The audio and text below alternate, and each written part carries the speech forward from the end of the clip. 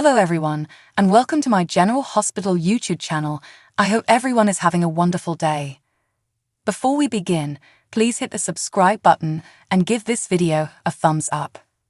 Sunny's bodyguard stood guard at the Jerome Gallery while Ava and a young woman named Dana carefully placed a large picture on a table and discussed the fundraiser earlier that night. Dana volunteered to stay and assist Ava, but Ava refused because it was late and asked the bodyguard to accompany Dana to her car. A man entered the back room from the alley after Dana, and the bodyguard had departed. Ava assumed the bodyguard had returned, but when she turned to say something to him, she was cut off. A hand grabbed Ava's mouth before she could scream.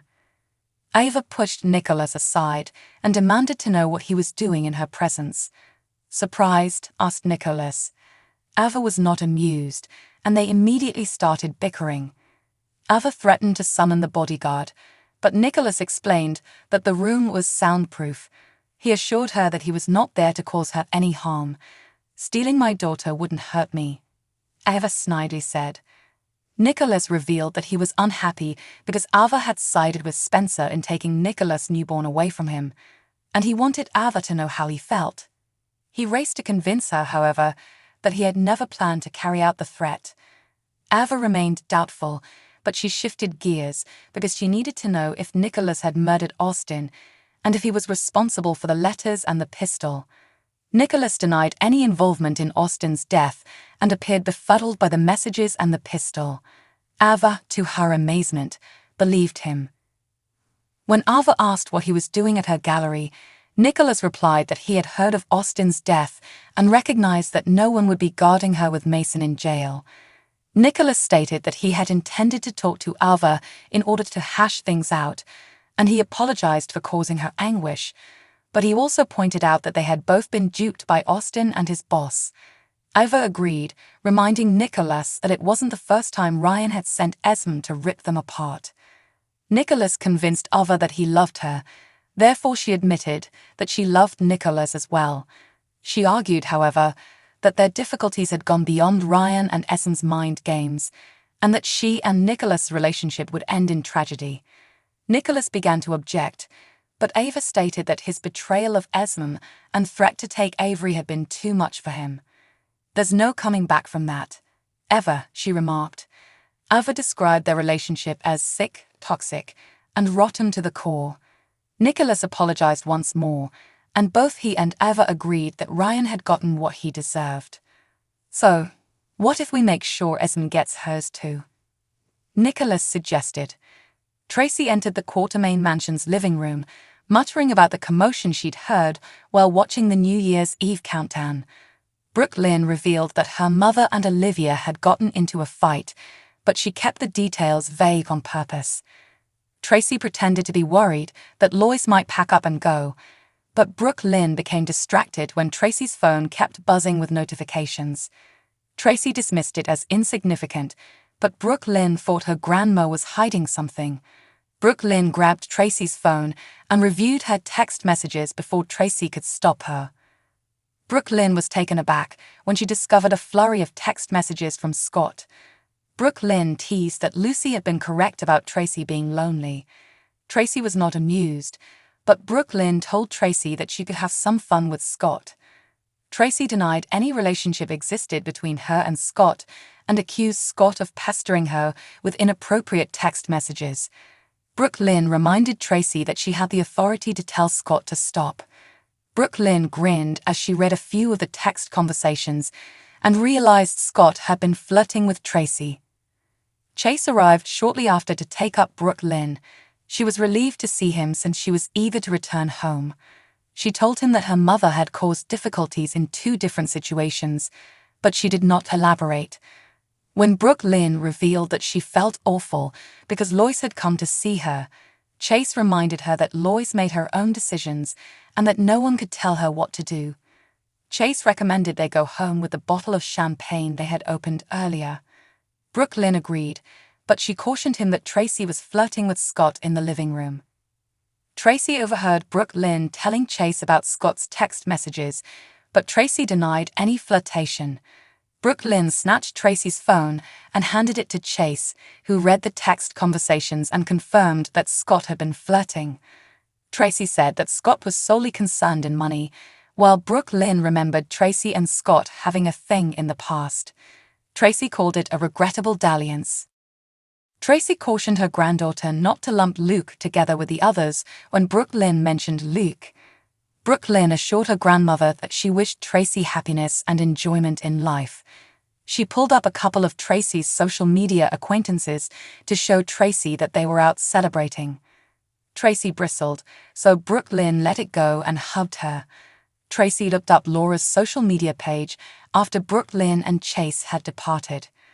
Tracy observed Scott and Lucy at the bar, crowded together over Scott's phone, while she glanced at a photograph taken earlier that night. Tracy laughed. "Gotcha," she replied.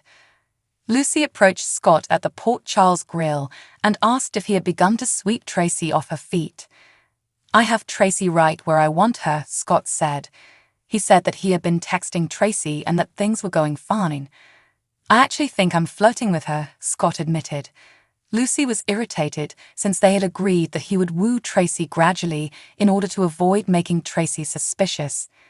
Lucy intended Scott to gradually work up to inviting Tracy on a trip to Las Vegas, where he would wine her, dine her, feed her delicacies, and marry her. Scott forewarned Lucy that the scheme was problematic because Luke had previously duped Tracy into marriage over a drunken weekend in Las Vegas. Lucy wasn't concerned because Tracy has a history of making the same mistakes. Scott let Lucy read his text messages to Tracy while they plotted. Lucy was concerned that he was being overly available. Martin, Laura, and Kevin, on the other hand, were sat at a close table. "Looks like Scott got the better of Lucy," Laura replied. Martin reassured his sister that he was unconcerned because Lucy had earned his trust after all he had put her through with Blair Kramer and the alimony payments. Martin argued that his third ex-wife had outdone the previous two, and that he owed Lucy the same grace in dealing with her ex-wives that she had shown him. "You could," Kevin responded cautiously. Laura decided to change the subject by photographing the three of them for her social media page. Martin decided to leave after the three of them smiled for the camera because he had a call to Singapore arranged. He stood up, said goodbye to Lucy, and walked away. Kevin cautioned Laura that Lucy and Scott talking together was never a good indication. Laura's phone rang just then. Lucas Jones was the one. Scott and Lucy spotted Laura's shocked expression as she chatted on the phone at the bar. They arrived just as Laura hung up the phone. When Laura stared at Scott, her eyes welled up with tears. "Scotty, I'm so sorry, but Bobby died," Laura explained gently. Scott and Lucy sat stunned as Laura recounted that Lucas had called to obtain Lucky's phone number. Laura acknowledged that Carly had not yet told the kids, so Scott and Lucy both assured her that they would not tell anyone. Lucy cried as she remembered Bobby's kindness after BJ has passed away. Laura admitted that she and Bobby had their disagreements in the beginning, but she would always love the tight friendship that they had built. "Bobby was a sister to me.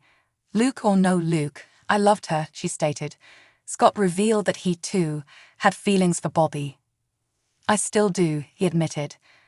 According to Scott, when he and Bobby were wonderful, they were truly great, but he couldn't make it last. He recalled his love for Bobby and speculated that it was never intended to stay. Laura remarked that it had been more than that, a bond that could not be expressed in words. "Your forever friend," Lucy said. Kevin admitted that it exactly described Bobby. Scott, Laura, Lucy, and Kevin later raised their glasses to celebrate Bobby. "The heart of Port Charles," Scott described it. "Heaven just got a little more special tonight," Kevin remarked. Laura agreed with tears in her eyes as Scott looked up. "Till I see you again, Bobby," Scott said. To Bobby, they exclaimed together as they clinked their glasses. Michael informed an enraged Sonny at the Savoy that Nina had denounced Drew and Carly to the SEC. Willow and Nina entered at the same moment. Willow demanded to know what was going on, so Michael recommended they leave so Sonny and Nina could be alone. Sonny pointed out that it wasn't necessary because everything was on display. Nina fought back tears as Sunny questioned if she had ratted out Drew and Carly. "I'm so sorry," Nina replied quietly. Sunny was relieved Nina hadn't disputed it. Willow was taken aback when she realized the claim was genuine. "Did you set this entire nightmare in motion?" Willow inquired. Nina began to explain, but when she took a step toward Willow, she recoiled and warned Nina not to get any closer. Nina took a step back and turned to explain things to Sunny. She assured Sunny that she was on her way to the Savoy to tell him everything, but he seemed uninterested in Nina's explanations. "I just want to know why." "Why, Nina? Do you hate the mother of my children so much that you'd want to send her to prison, out of spite?" asked Sunny. "I don't know." Nina denied giving the SEC information out of pure spite, but Sunny didn't believe her. She admitted that it had played a role, but she emphasized that Willow was dying. "And the whole time, Carly knew I was her mother," Nina went on to say. Nina insisted that if Carly had disclosed the truth, Liesl would have been able to donate her bone marrow sooner. "Don't you dare make this about me," Willow retorted. Nina revealed that she had spent years looking for her daughter and was worried that Willow would succumb to cancer. Sunny understood Nina's right to be upset with Carly, but he didn't understand why Nina had drawn Michael and Ned into the matter. "What?" Willow inquired. Sunny apologized to Michael, who assured his father that everything was great. Willow was furious and demanded to know how long Michael had known the truth about Nina. So Michael stated that he had discovered the truth shortly after Sunny and Nina's wedding. Willow stormed away, shocked that Michael had concealed the truth from her for months. Willow was still enraged when Michael caught up with her on Pier 54. She was furious that he knew her mother had lied to everyone and had let Ned take the blame for what Nina had done.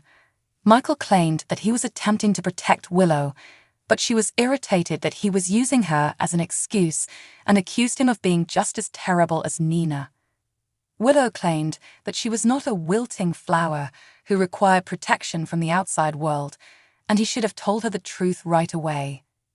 Michael inquired, "Like you told me the truth about your cancer diagnosis."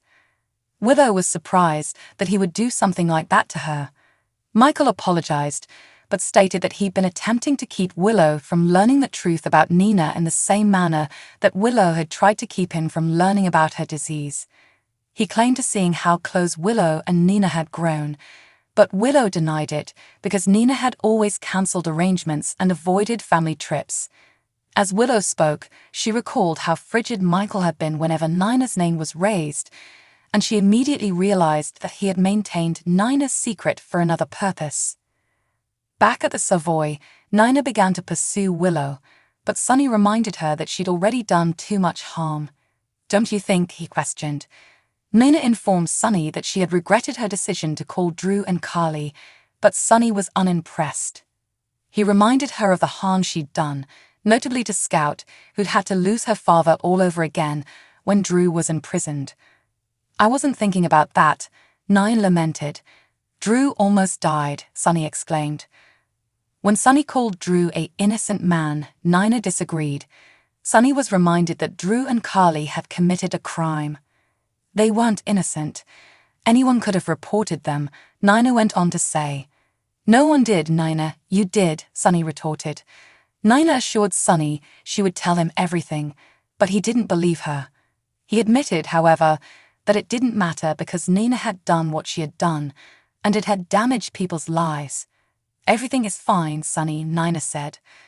Sunny pointed out to Nina that Drew had changed after leaving Pentonville. Nina told him that she had never intended for this to happen, but Sunny was repulsed by her explanations. When she reached out to touch him, he warned her not to. He reminded her that she had promised never to lie to him. "I know never is a long time, but you cracked pretty quick, didn't you?" he said. Nina said she loathed every second of it, but he pointed out that it wasn't enough for her to be honest. Nina implored Sunny not to toss away everything they had because of one stupid mistake, but he ordered her to stop since he wasn't the one who needed to hear her apologies. Nina assumed he was referring about Willow, but Sunny added that Nina owed Drew and Carly an apology. Sunny acknowledged Drew was out of town, but emphasized that Carly was at home. Nina recognized that Sunny wanted her to confess to Carly so that Carly could tear into her while Sunny couldn't. "Because you still love me," Nina responded.